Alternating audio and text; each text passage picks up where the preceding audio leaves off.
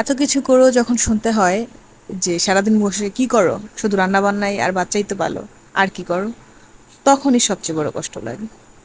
আসসালামু আলাইকুম, welcome to অন্তরাজ blog. আজকে আবারও মাটির চুলায় রান্না করব, কারণ আজকেও গ্যাস নেই বাসায়।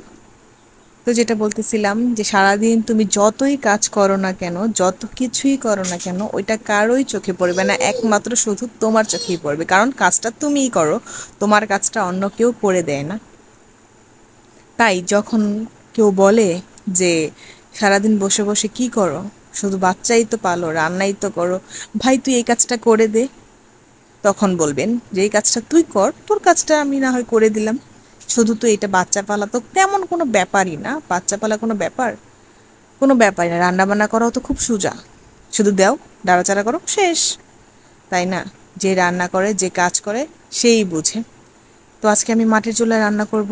এখানে আমি করলা ভাজি নিয়েছি, আর এটা হচ্ছে চেওয়া মাছ, আমাদের এলাকায় চেওয়া মাছই বলে, আপনারা কে কোথায় থেকে দেখছেন আমি জানি না, অন্যদেরও এলাকায় অন্য নামও থাকতে পারে। তো করলা ভাজি আমি যত শর্টকাটে রান্না করতে চাই, কারণ আর কি চুলায় আমি আমার খুবই কষ্ট হয় মাটির চুলায় রান্না করতে। এই যে আমি করলা ভাজি খুবই শর্টকাটে বসিয়ে দেবো, তেলের উপরে আমি ভাজিগুলো ছেড়ে দেবো। আমি আজকে করলা ভাজি আলু দিয়ে করব।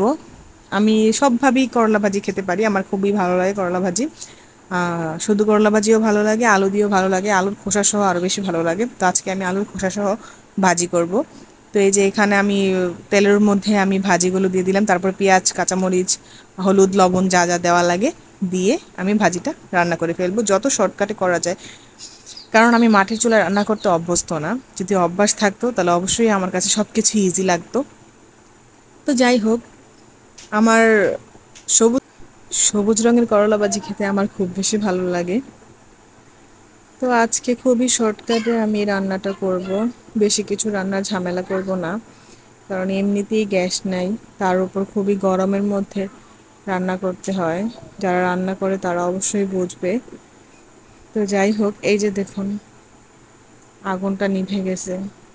এই পরিস্থিতিটার মধ্যে কি হয়েছিল যে আমার, আমি কোনোভাবেই আগুন ধরাতে পারতেছিলাম না, কোনোভাবেই আগুন ধরাতে পারতেছিলাম না, খুবই কষ্ট হইতেছিল আমার। তো এই কষ্ট একমাত্র শুধুই আপনি বুঝবেন, আর কেউ বুঝবো না। সবাই বলবো যে তেমন কিছুই করি নাই, যে দেখুন অবস্থাটা কি হয়েছে। তো বাবা মার বাসায় কখনো রান্না করে খেতে হয়নি, কিন্তু এটা খুব গর্ব করে বলছি না, প্রত্যেকটা মেয়েরই আমার মতে রান্না করে কাজ শিখে আসা দরকার। শ্বশুরবাড়িতে কাজ যদি করতে পারবেন আপনার দাম থাকবে, যদি কাজ করতে না পারবেন আপনার কোনোই দাম নেই, আরও কথা শুনতে হবে।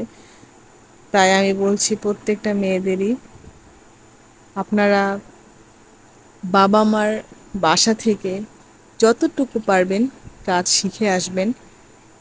শ্বশুরবাড়িতে একটা স্কুল আছেই, সেখানে তো আপনার শিখতে শিখতে শিখতে শিখতে শিখার কোনো শেষ হবে না আপনার।